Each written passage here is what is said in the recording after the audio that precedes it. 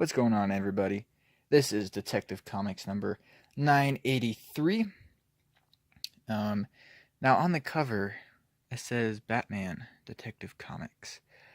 The Batman part should be not not there. This is Detective Comics. It started out as Detective Comics back in the 30s, and Batman didn't even come along till issue 27. Now, since then, of course, he has been its most prominently featured character.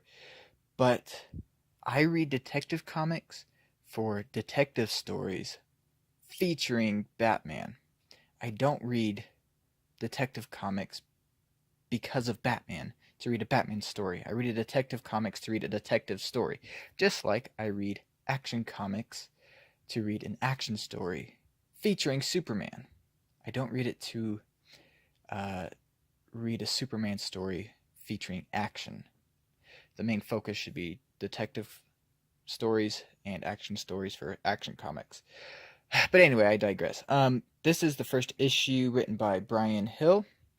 He's starting his run, and I think he'll be pretty good. This is the first book I've read by him, and it was enjoyable. A lot better than James Tynion, his previous run on it, which ended up just being a whole lot of Bat family drama. Um, I really would like them to do away with the whole like Bat family thing where he's got like a team of, you know, there's Batwoman and Signal and all these other characters that he brings in and fights crime with, I guess. I like Batman when he's alone and fighting crime by himself. Batman and Robin stories are cool too. I like those, but that should like be the extent of it. Um, and especially Detective Comics, I think it should mainly feature on Batman being uh, a detective. So, um, this issue is a little better for that. Um, so yeah, I'll get into it. So on the cover we have Black Lightning, and I like how it says guest starring. It's not like, co-starring or anything. It's Black Lightning as a guest in Detective Comics. That's how it's. I like that. So anyway, they're all. This cover doesn't really have anything to do with the story, but it's still pretty cool. So we start out with some kind of millennial, obviously, probably gay millennial, doing a interview on TV because he started a Batman blog, I guess, um, and or I guess it's a vlog, yeah, because he's filming. But anyway, he's a huge Batman fan, and his YouTube channel name is BatFam. It's all about how much he inspires all of us, and how, people can just sleep better knowing he's out there. So that's never the impression I get from Batman. It's like, yeah, it's cool he's out there and he's fighting for us, but he's not really a Superman figure where you know people sleep easier. Batman still makes you feel a little bit uneasy. Like if you were to see him like swing across the rooftops, think you would get more of like a shudder than like an inspired thing. And then he goes on to say, um, he's got all these people working with him too. Some of them are like my age. Robin, the Signal. It's like anyone can work with Batman. That's what I want to do. That should not be how the Batman team works. It should just be a select few, not just every Joe Schmo who wants to put on a costume and fight crime. It's cool that you do that or want to do that, but I mean, Batman isn't going to take you in and make you part of his Bat family just because you throw on a costume and say all the right things. Um, and really, the only reason Robin is part of the Bat family is because, or part of Batman's team is because Batman felt bad for him. And even like Batgirl, um, she's the commissioner's daughter, and so I think Batman feels kind of obligated to keep her safe. But even she kind of works on her own, so this whole team and anybody can work with Batman. Just it's not. I don't like that, but it's already kind of been written in by James Tynion, so I still blame that on Tynion and not Bryan Hill. Um, But then that guy's captured. Whoa, that glare is. Let's see if we can get that to go away. I guess that's a little better. As you guys can probably tell, I'm filming in a new spot, so I still got to figure out how to get the lighting right and everything. But anyway, the gay millennial guy gets well, he kind of looks like Comic Storian if you watch that channel. So kid Comic Storian gets captured by some guy who is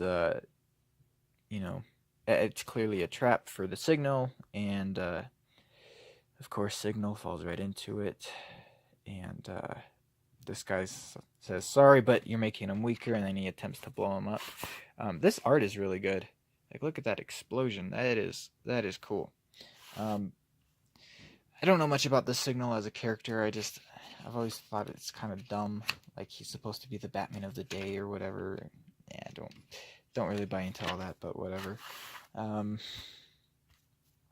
yeah, Alfred's fixing him up. He tells him that the guy he was trying to save died. And then Batman comes and is like, you're going to be all right. Shake it off. And then Bruce is confronted by Martian Manhunter, and Batman says, I'm moving forward with my team initiative. That means I have business in Metropolis. So that's where Jefferson Pierce, aka Black Lightning, is. So Batman basically just tells Martian Manhunter that even though, yeah, I'll include the League and everything, they'll be on the outside. They're not going to be part of this team I have. Which, is typical Batman fashion. So,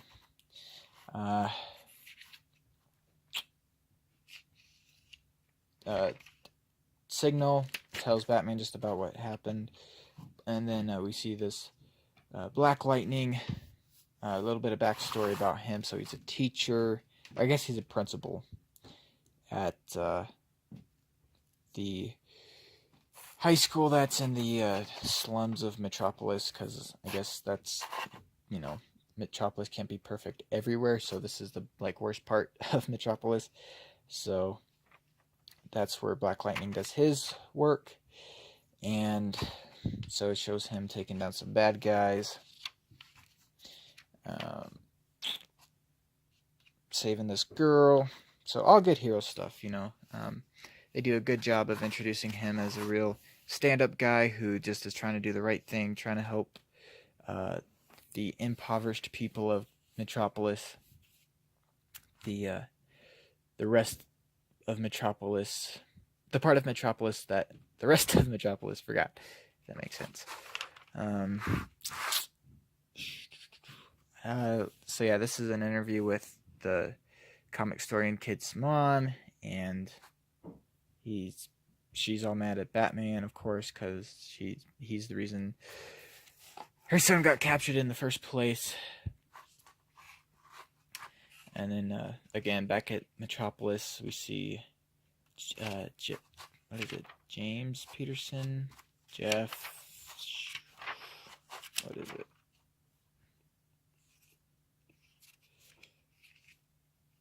Something Peterson.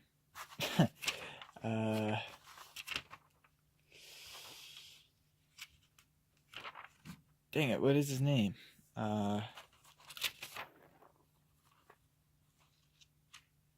Jefferson. Yeah, Jefferson Pierce. Jefferson Pierce. Okay, so Batman shows up at his office, and Jefferson is kind of reluctant to join Batman's team, but I think he does decide to end up joining it. So basically, Batman is asking Jefferson Pierce to be a mentor. Batman is kind of their teacher, their boss, but they need somebody to be their mentor.